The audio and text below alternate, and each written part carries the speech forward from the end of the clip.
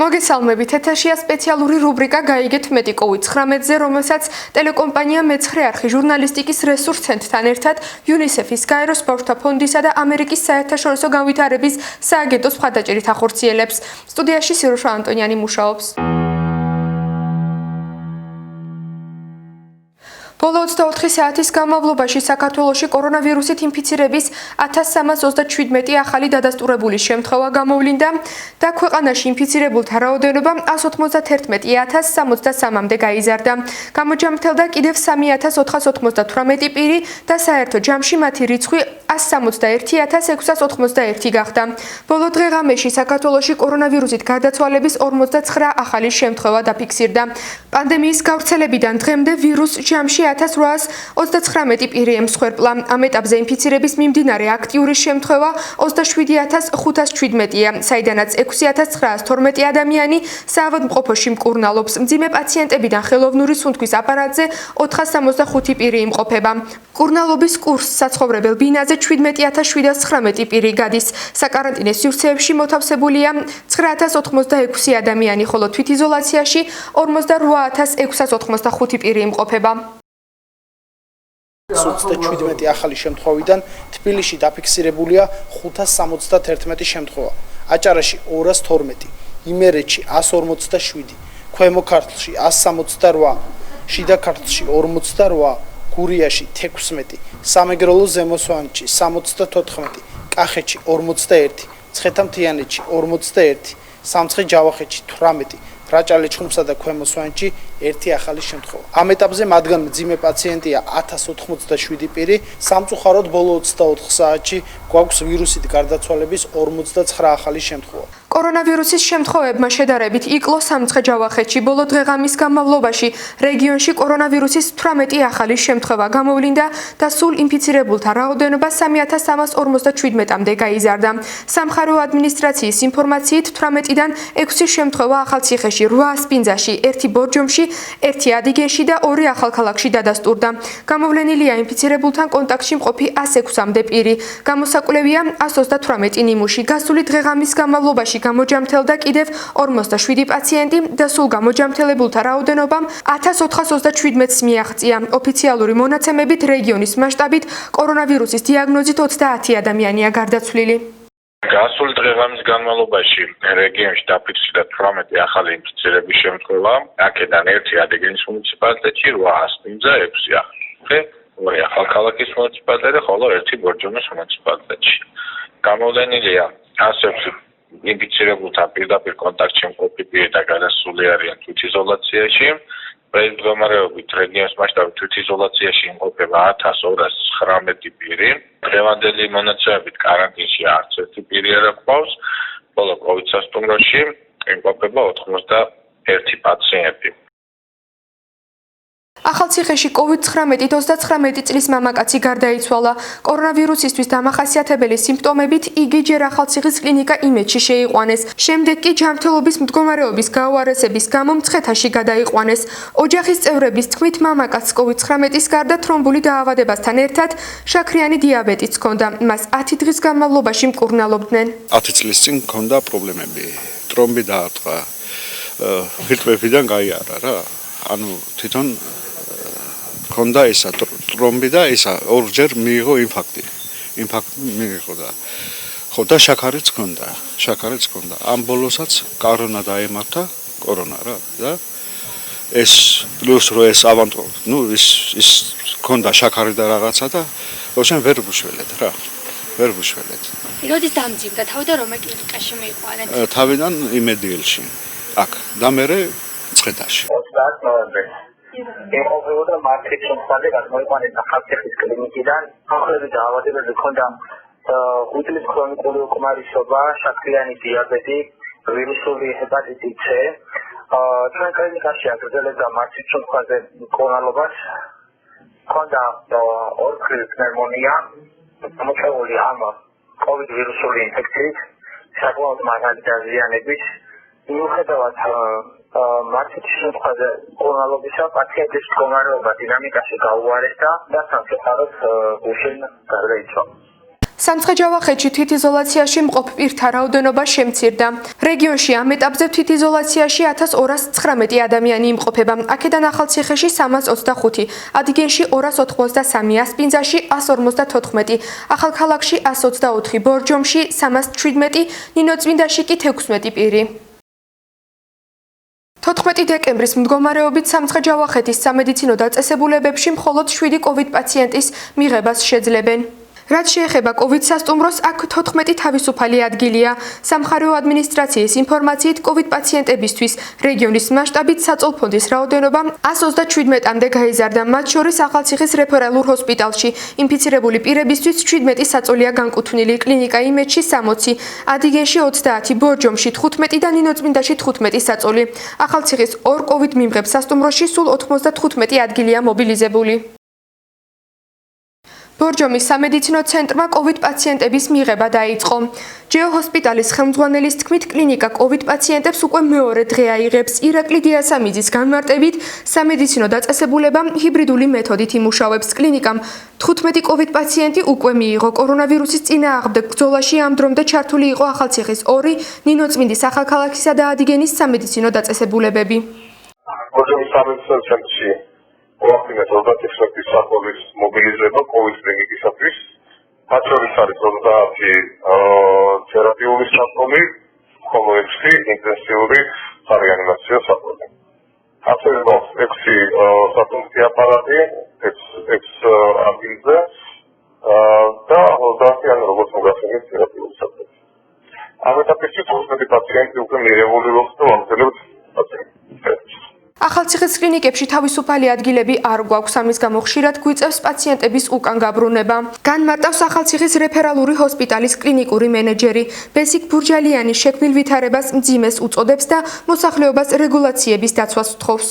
კლინიკებში ადგილები როგორც სხვა მთელი საქართველოს კლინიკებში არის საკმაოდ პრობლემატური საკითხი, იმიტომ რომ დაინფიცირება არის საკმაოდ მაღალი. ინფიცირება როგორც მოსახლეობაში, ისევე მედპერსონალში კვლავ გრძელდება. ხშირი არის უკვე სიკვდილიანობა როგორც მედპერსონალში, ისევე ჩვეულებრივ მოქალაქეებში. გრძელდება ეს ინფექციის გავრცელება, გადადება ისევე სწრაფი ტემპით. აუცილებელი არის ხალხმა გაითავისოს რაღაცნაირად ეს პრობლემები და აუცილებლად ვისაც ეკუთვნის იზოლაცია, იყოს იზოლაციაში. აუცილებლად გამოიყენონ პირადი დაცვის საშუალებები, როცა უწევთ მოძრაობა ქალაქში, მით უმეტეს საავადმყოფოში ექიმთან ვიზიტის დროს, იმიტომ რომ საკმაოდ ხშირი არის ინფიცირებული პაციენტების მომართვიანობა. საწოლფონდი თავისუფალი COVID განყოფილებებში არ ჩვენ კლინიკაში და არც იმედის კლინიკაში არ არის თავისუფალი. ხშირად გვიწევს ხოლმე პაციენტების უკან გაბრუნება უადგილობის გამო. ვარჩევთ სიტუაციას იმის დამიხედვით პაციენტს უჭირდება მკურნალობა COVID განყოფილებაში შეძლების დაგვარად ვათავსებთ. სამწუხაროდ რეანიმაციული განყოფილება, COVID განყოფილება ჩვენ კლინიკას არ აქვს და ასეთი პაციენტების გვიწევს რეფერალი. გადაყვანა სხვა კლინიკებში, რომელსაც აქვს შესაბამისი რეანიმაციული განყოფილებები. პანდემიასთან ბრძოლის დროს ყველაზე მეტი შეხება მედპერსონალს აქვს. მკაცრესად დაცული რეგულაციების მიუხედავად მათ ინფიცირების რიცხვი არც ისე მცირეა.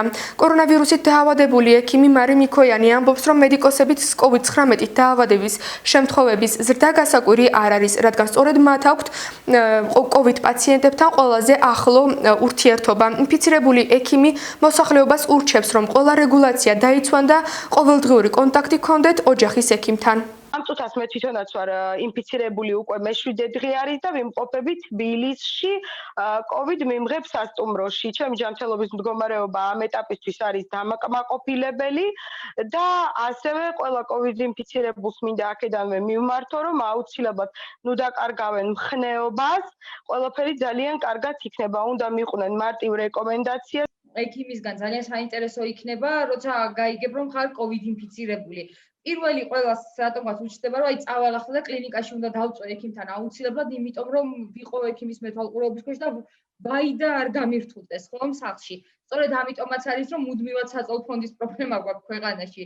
აი რეალურად როგორ უნდა მოვიქცეთ? განწყობა ძალიან დიდი მნიშვნელობა აქვს და ზოგადად ყველაფერში მიუხედავად პრობლემებისა, მეც ძალიან ბევრი პრობლემები შემხვდა და მათ შორის იცით რა არის, მიუხედავად იმისა, რომ ექიმი ვარ და პირველი ტალღიდან მოყოლებული აი ამ COVID ინფიცირებულებთან მუშაობდი, ხშირად უყვები ხოლმე, რომ დღემდე ძალიან კარგად მახსოვს ჩემ პირველი COVID ინფიცირებული პაციენტი, პირველად როდესაც მივედით მასთან სახლში გადასაყვანად, ეს იყო იმ პაციენტისათვის შოკი, იმიტომ რომ მაინც პირველი ტალღის დროს ნაკლებად იყო ესე, ეხლა დღეს უკვე გაიდლაინები არის გამოქვეყნებული, მკურნალობის გეგმა არსებობს, ერთიანი მიდგომა არსებობს, იზოლაციებთან, კარანტინებთან, ზოგადად ინფიცირებულების მართვასთან, სუბუქი და საშუალო შემთხვევების მართვა როგორ ხდება ბინაზე. მაინც ეს პირველი ერთეული შემთხვევები რო იყო, მაინც ცოტა უფრო ქაოტური იყო ეს ყველაფერი და ანუ პაციენტები უფრო მეტად იყვნენ შეშინებულები და არასოდეს არ დამავიწყდება არც ის ჩემი პირველი COVID ინფიცირებული პაციენტი და არც მისი განწყობა. და აი იქედან მოყოლებული სულ ვამბობ, რომ განწყობა ძალიან დიდი მნიშვნელობა აქვს. დიმიტრი უზნაძე მსოფლიო მნიშვნელობის მეცნიერი იყო, რომელმაც დაწერა ეს განწყობის თეორია.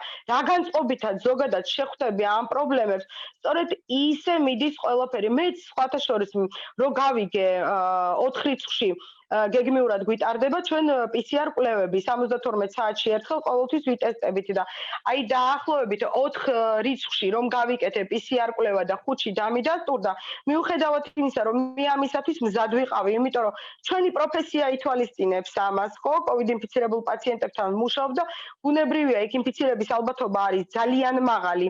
შესაბამისად, მაინც შოკურ მდგომარეობაში აღმოჩნდი. არ მინდოდა ბოლომდე იმის დაჯერება, რომ COVID ინფიცირებული ვარ, იმიტომ რომ ძალიან ბევრი პრობლემა მოყვა ამას. პირველ რიგში მოყვა პირველი განცდა, რომ ვისთანაც ერთად ვიმუშავე, ჩემი მეწყვილე, ჩემი მძღოლი, ჩემი თანამშრომლები, ოჯახის წევრები, მე თვითონაც ახლა ქრონიკული პათოლოგიების მქონე ოჯახის წევრები მყავს სახლში, მცირეწლოვანი ბავშვი, როგორ იქნება მათი ჯანმრთელობის მდგომარეობა. აი ეს რაღაცა განცდები თავისთავად ბუნებრივად ამას ყველაფერს მოყვება, მაგრამ მე რაღაც გარკვეული პერიოდის შემდეგ, თქვათ, რამოდენიმე საათში უკვე აცნობიერებ, რომ ნუ რა ვქნათ, ეხა მოხდა, დაინფიცირდი და მოდის უკვე აი ეს წარმოდგენები, როგორ უნდა მოიქცე, როგორ უნდა მართო საკუთარი თავი, ვის მიმართო, თქვათ, რა გააკეთო, როგორ ეცადო ყოველ შემთხვევაში დაიცვა შენი ოჯახის წევრები და სწორედ აი ეს რო გავიაზრე, ამიტომაც ვარ დღეს COVID მიმღებ სასტუმროში, მაქსიმალურად ვეცადე იზოლირება. ინფიცირების დღიდან აუცილებლად უნდა ვეცადოთ ოჯახის ექიმთან დავამყაროთ კონტაქტი. დღესდღეობით 112-ის ერთიანი ხაზი გვაძლევს ამის საშუალებას. გასაკვირველია ახლა, ანუ ვისაუბრებთ იმაზე, რომ ხარვეზებით მუშაობს ეს ყველაფერი და ჯანდაცვის სისტემაზე სერიოზული დაწოლა არის. მე ეს აბსოლუტურად ძალიან კარგად მესმის და განსაკუთრებით ახლა, როდესაც მე თვითონ პაციენტის ამპლუაში აღმოჩნდი. ფიზიკურად ძალიან ბევრი ინფიცირებული ყავს. მსოფლიოს ჯანდაცვებმა ვერ გაუძლეს აი ამ ურთულეს გამოწვევას. არამც თუ ისეთი ჯანდაცვის სისტემა, როგორიც საქართველოში არის და ყველამ ძალიან კარგად ვიცით, აი ამ საკმაოდ შეზღუდული შესაძლებლობებით მაინც ხერხდება დღესდღეობით პაციენტების მომსახურება. მე ახლა სხვა რგოლებზე არ ვისაუბრებ კონკრეტულად სასწრაფო სამედიცინო გადაუდებელ დახმარებაზე, მე არ მახსოვს მისამართი და არ მახსოვს დღე, როდესაც ჩვენ თქვათ პაციენტი უყურადღებოდ დაგვეტოვებინოს. შესაბამისად, ანუ პირველი რაც უნდა გაკეთდეს ეს არის უნდა დაუკავშირდეთ ოჯახის ექიმს. აბსოლუტურად არ ჭირდება ამას ძალიან დიდი ექიმობა, რომ განსაზღვრო შენი მდგომარეობის სტაბილურობა. თუ არ გვაქვს ქოშინი, თუ არ გვაქვს მაღალი ცხელება, თუ არ გვაქვს განსაკუთრებული ქრონიკულად მიმდინარე დაავადებები, რომელიმე ვთქვათ, როგორიც არის გულსიძახთა სისტემის პათოლოგია, ვთქვათ, კარდიალური რაიმე პრობლემები, უნდა გავაცნობიეროთ, რომ ყველა მსუბუქი შემთხვევა მაქსიმალურად უნდა დარჩეს ბინაზე და უნდა იმართოს ოჯახის ექიმის მიერ. იმიტომ რომ ეს არის დაავადება, რომელსაც დიდად მედიკამენტოზური, აი თანამედროვე მიდგომები, დიდად მედიკამენტოზური ჩართვაც არ ჭირდება, მიმდინარეობს ჩვეულებრივად, სტანდარტულად სიმპტომური მკურნალობა, ვთქვათ, რამოდენიმე დღის განმავლობაში და დაკვირვება. გასაკვირველია იმ შემთხვევაში, თუ მაღალი ცხელებები გაგრძელდა, მაღალ ცხელებაში მე ვგულისხმობ 39 და მეტი, როდესაც არის თქვათ, როდესაც არის განსაკუთრებული საერთო სისუსტე, სუნთქვის უკმარისობა, ქოშინი, ამ შემთხვევაში რასაკვირველია, ნაჩვენები არის დროული გოსპიტალიზაცია, მაგრამ როდესაც არის მსუბუქი შემთხვევა, წესით და რიგით იცით რა არის, აქ ვერც ერთი ექიმი პაციენტს კლინიკაში მოთავსებაზე უარს ვერ ეტყვის და ჩვენ ცოტა უფრო მეტად ალბათ მაღალი სამოქალაქო პასუხისმგებლობა უნდა გაგვაჩნდეს, რომ ის საწოლი არ დავიკავოთ მსუბუქმა პაციენტებმა და მივცეთ საშუალება თუნდაც ჩემს კოლეგებს, რომ უფრო მძიმე პაციენტებს მოემსახურონ, ვისაც რეალურად ჟანგბადი ჭირდება და ვისთვისაც ეს გადაუდებელი და აუცილებელი არის. თქვენ როგორ წარმოგიდგენიათ, მე დღეს არ შემეძლო კლინიკაში მოთავსება, როგორც მინიმუმ ჩემი კოლეგები დამეხმარებოდნენ და ერთ ადგილს აუცილებლად გამომინახავდნენ, მაგრამ მე ექიმი ვარ და რომც არ ვიყო ექიმი, მე გამაჩნია სამოქალაქო პასუხისმგებლობა, რომ მსუბუქი შემთხვევა ვარ, არა მაქვს ისეთი სერიოზული ქრონიკული პათოლოგიები, არ მაქვს სუნთქვის გაძნელება, არ მაქვს მაღალი ცხელებები, ამიტომ მე ის ჩემი წვლილი შევიტანე და ის ერთი ადგილი დავთმე იმისათვის, რომ ჩემზე გაცილებით რთულ და მძიმე პაციენტს შეძლონ და მოემსახურონ კლინიკები. ამიტომ მე მივმართავდი ჩვენ საზოგადოებას, მოსახლეობას, პირველ რიგში მინდა აბსოლუტურად ყველას ჯანმრთელობა და მხნეობა უსურვო. ეს ძალიან მნიშვნელოვანი არის. აუცილებელი არის იმ მინიმალური რეკომენდაციების დაცვა, რომ არ დავინფიცირდეთ. ვინაიდან დღეს ის ერთადერთი სოციალური დისტანცია, პირბადეების ტარება, ეს არის ის ერთადერთი რამაც ჩვენ შეიძლება გადავგვარჩინოს ვაქცინის გამოჩენამდე და იმ შემთხვევაში თუ მაინც დავინფიცირდით, ნუ ჩავარდებით სასოწარკვეთილებაში, მაქსიმალურად ვეცადოთ დავამყაროთ კომუნიკაცია ოჯახის ექიმთან და თუ გვაქვს მსუბუქი სიმპტომები და აბსოლუტურად ყველა ინფიცირებულს ვუსურვებ, სწორედ ისევე გადაიტანონ ეს COVID ინფექცია, როგორც დღესდღეობით მე შევძელი და სანახევროდ უკვე დავძლიე ეს სცენი, ყველას იგივეს ვუსურვებდი, მაქსიმალურად კონტაქტი ოჯახის ექიმთან და დაკვირვება ბინის პირობებში. შევხედოთ თუ არაფერი არ გაგვირთულდება, მაქსიმუმ 7-8 დღეში ხდება გამოჯამრთელება. შესაბამისად, თუ ჩვენ არ წავალთ და ამ მსუბუქ შემთხვევაში არ დავწვევებით კლინიკაში, ჯანდაცვის სექტორი ცოტა მეტნაკლებად მაინც განიტვირთება და იმ მძიმე პაციენტებს და ქრონიკული პათოლოგიების მქონე პაციენტებს ექნებათ იმის საშუალება, რომ მიმართონ რეალურად კლინიკას და ის ადეკვატური სამედიცინო დახმარება მიიღონ, რომელიც მათ ნამდვილად დღეს ესაჭიროებათ. აი განსაკუთრებული ასე ვთქვათ დატვირთვა მოდის ახლა ჯანდაცვის სისტემაზე, ექიმებზე. ჩვენ გარშემო რა ხდება, ყველა ვხედავთ ჩვენი ახლობლები, ნაცნობი ექიმები. უბრალოდ რომ მოგვიყვეთ თქო, სანამ ასე ვთქვათ COVID სასტუმროში გადახვიდოდით, როგორ მუშაობდით, აი რამხელა ჯაფა მიდის თუნდაც პირველად ჯანდაცვაზე, თუნდაც სასწრაფო გამოძახებას. ძალიან საინტერესო ეპოქაში მოგვიწია დღეს ჩვენ ექიმებს მუშაობა, ვინაიდან აი ამ პანდემიამ ზოგადად და არა მარტო საქართველოში, მთელ მსოფლიოში თავისი წესები დააწესა.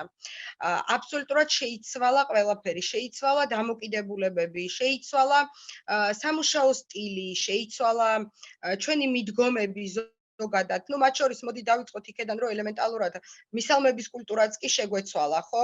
ანუ ადრე თუ ეს იყო რაღაცა ჩახუტება, მოკითხვა, გაცილებით უფრო თბილი, დღეს სამწუხაროდ ეს ყველაფერი დისტანცირებული გახდა და ნუ რას ვიზავთ სამწუხაროდ დღევანდელ დღეს ესე გვიწევს, იმიტომ რომ ვალდებულები ვართ დავიცვათ საკუთარი თავი, საკუთარი ოჯახის წევრები, ახლობლები. ეს პირველი. მეორე, რაც დაიწყო ეს COVID პანდემია, საკმაოდ გართულდა სამედიცინო პერსონალის მუშაობა. გართულდა იმიტომ, რომ სერიოზული ზეწოლა არის დღესდღეობით სამედიცინო პერსონალზე, კლინიკებზე, გადაუდებელ სამედიცინო დახმარებაზე, გარდა იმისა, რომ ძალიან ბევრია და ჩვენ ვხედავთ, ხო, 3 და 4 ნიშნიან ციფრებს სამწუხაროდ ინფიცირებულების გარდა მაგისა ჩვენ ვემსახურებით სხვა ტიპის პაციენტებსაც, უამრავი პაციენტი არის, რომელიც არა COVID ინფიცირებული არის და მათაც სჭირდება გადაუდებელი სამედიცინო დახმარება. მაქსიმალურად ხდება პრიორიტეტები განსაზღვრა და არც ერთი ესეთი პაციენტი ყურადღების მიღმა ნამდვილად არ რჩება, თუმცა რასაკვირველია პარალელურად ჩემ მაგალითზე ხედავთ ინფიცირდებიან ექიმებიც. მათ შორის, იმიტომ რომ არ ჩვენ არა ვართ არაფრისგან დაზღვეულები, რატომღაც ყოველთვის იყო ესეთი სტერეოტიპი, რომ ექიმმა შეიძლება ყველაფერს გაუძლოს, ექიმი შეიძლება არ დაინფიცირდეს, თქვენ იმუნიტეტი გაგაჩნიათ, ნამდვილად ესე არ არის, ჩვენც ჩვეულებრივი მოქალაქეები და ადამიანები ვართ, ჩვენ ზუსტად ისე ვინფიცირდებით, ჩვენ ზუსტად ისეთივე პრივილეგიებით ვსარგებლობთ, როგორც ყველა ჩვენი მოქალაქე.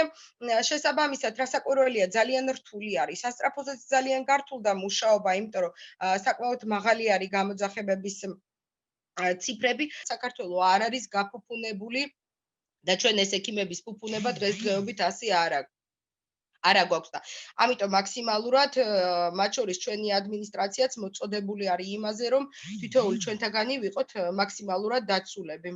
თუ ხართ COVID დადებითი და სახლში რჩებით, ეს რეკომენდაციები სპეციალისტებმა თქვენთვის შეიმუშავეს. რეკომენდაციები COVID-19-ის დადასტურებული შემთხვევების ბინაზე მართვის დროს. დარჩით სახლში, არ წახვიდეთ სამსახურში, სკოლაში, მაღაზიასა თუ საზოგადოებრივი თავშეყრის ადგილებში. არ ისარგებლოთ საზოგადოებრივი ტრანსპორტით ან ტაქსით. დროის უდიდესი ნაწილი გაატარეთ იზოლირებულად, ოჯახის წევრებისგან უშუალო კონტაქტის გარეშე. თუ ოჯახის წევრებთან კონტაქტი გარდაუვალია, ოჯახის ყველა წევრმა უნდა გამოიყენოს ნიღაბი. არ გამოიყენოთ საერთო სარგებლობის ნივთები, მაგალითად, ჭურჭელი, პირსახოცი, თეთრეული, ტელეფონი. ოთახი გაანიავეთ ხშირად, ფანჯრის გაღებით. გაწმინდეთ და საგულდაგულოდ გაასუფთავეთ ხშირად შეხებადი ზედაპირები, ასევე სველი წერტილები. მაგალითად, მაგიდის ზედაპირები, კარის სახელურები, მობილური ტელეფონი. დასუფთავებისთვის გამოიყენეთ ზედაპირების სადეზინფექციო საშუალებები, რომელიც შესაძლებელია გამოიყენოთ საყოფაცხოვრებო პირობებში. მიიღეთ ბევრი სითხე. არ მიიღოთ ანტიბიოტიკი ან სხვა პრეპარატი ექიმის დანიშნულების გარეშე. გააგრძელეთ რეგულარული მედიკამენტების მიღება და არ შეცვალოთ მკურნალობის გეგმა ექიმის დაუკითხავად. ხველის სიმპტომის გამოვლენის შემთხვევაში მოერიდეთ ზურგზე წოლას. ყურადღებით დააკვირდით საკუთარ სიმპტომებს. თუ თქვენი ჯანმრთელობის მდგომარეობა საგრძნობლად ან სწრაფად გაუარესდა, გაქვთ სუნთქვის გაძნელება, ქოშინი, სახის ან ტუჩის მიდამოს ციანოზი და სხვა, დაუკავშირდით ოჯახის ექიმს ან 112-ს. ოპერატორი გააფრთხილეთ, რომ დადასტურებული გაქვთ COVID-19 ვირუსი. საქართველოს მთავრობა. COVID-19-ის გავრცელების შესამცირებლად დავიცვათ 5 მარტივი ღონისძიება. ატარეთ პირბადე დახურულ სივრცეებში, ღია სივრცეებში იქ, სადაც დისტანციის დაცვა შეუძლებელია. პირბადე სრულად უნდა ფარავდეს ცხვირს, პირს და ნიკაპს. დაიცავით სულ მცირე 1 მეტრი დისტანცია გარშემო მყოფებისგან. ხშირად დაიბანეთ ხელები საფნითა და წყლით, ან დაიმუშავეთ სპირტის შემცველი ხსნარით. შეზღუდეთ საზოგადოებრივი თავშეყრის ადგილებში ყოფნა. აუცილებლობის შემთხვევაში აქტივობები დაგეგმეთ ღია სივრცეში, დისტანციისა და ყველა რეგულაციის დაცვით. დაბალი რისკი არ ნიშნავს, რომ რისკი არ არსებობს. თუ ხართ 60 წლამდე და ჯანმრთელობასთან დაკავშირებული რომელიმე ქრონიკული დაავადება არ გაქვთ, შესაძლოა COVID-19-ით მაინც დაავადდეთ. სწორედ ამიტომ მნიშვნელოვანია მარტივი პრევენციული წესების დაცვა. საზოგადოებრივ ადგილებში და ტრანსპორტში ყოფნის დროს გამოიყენეთ ნიღაბი. ხშირად დაიბანეთ ხელები საფნითა და წყლით, ან დაიმუშავეთ სპირტის შემცველი ხსნარით. ხველის ან ცემინებისას აიფარეთ ერთჯერადი ცხვირსახოცი ან მოხრილი იდაყვი. მოერიდეთ თვალებზე ცხვირსა და პირზე ხელის ხშირ შეხებას. შეზღუდეთ საზოგადოებრივ თავშეყრის და ხალხმრავალ ადგილებში ყოფნა. მოერიდეთ ავადმყოფ პირებთან მჭიდრო კონტაქტს. გაწმინდეთ და საგულდაგულოდ გაასუფთავეთ ხშირად შეხებადი საგნები და ზედაპირები. დაგამოშვების დასასრულს თავაზობთ სასარგებლო კონტაქტებს, რომელიც კორონავირუსის შესახებ ინფორმირებაში დაგეხმარებათ. საკოორდინაციო საბჭოს ცხელი ხაზი 144, ჯანდაცვის სამინისტროს ცხელი ხაზი 1505 მუშაობს 24 საათის განმავლობაში, დაავადებათა კონტროლის ცენტრი 116-001, სამუშაო დღეებში 9 საათამდე, უქმეებზე კი 6 საათამდე. თუ კი გაქვთ მოხალისეობის და სხვების დახმარების სურვილი, შეგიძლიათ მიმართოთ წითელ ჯვარს 0800 4018. მუნიციპალიტეტებში მოქმედებს ადგილობრივი ნომრები, ახალციხის მერია 0365 22 3616 ან 0365 22 0808. ასევე ახალი კორონავირუსის შესახებ ფცლად შეგიძლიათ წაიკითხოთ stop.gov.gz და დაავადებათა კონტროლის ეროვნული ცენტრის ვებგვერდზე. შეგახსენებთ, რომ ეს იყო სპეციალური რუბრიკა გაიგეთ მეტი COVID-19-ზე, რომელსაც ტელეკომპანია მეცხრე არხი ჟურნალისტიკის რესურს ცენტრთან ერთად UNICEF-ის, გაეროს ბავშვთა ფონდისა და ამერიკის საერთაშორისო განვითარების სააგენტოს მხარდაჭერით ახორციელებს. კვირაში 2 ჯერ ორშაბათსა და 4 შაბათს 7:09-ზე. მოგაწვდით განახლებულ ინფორმაციებს, რომელიც უმეტესად დაეხმარება დაავადებათა კონტროლისა და საზოგადოებრივი ჯანდაცვის ეროვნული ცენტრის ოფიციალურ წყაროებს, ასევე მოისმენთ კვირის აქტუალური თემის შესახებ რეკომენდაციებსა და რჩევებს. მე 4 შაბათამდე გემშვიდობებით, ნახვამდის.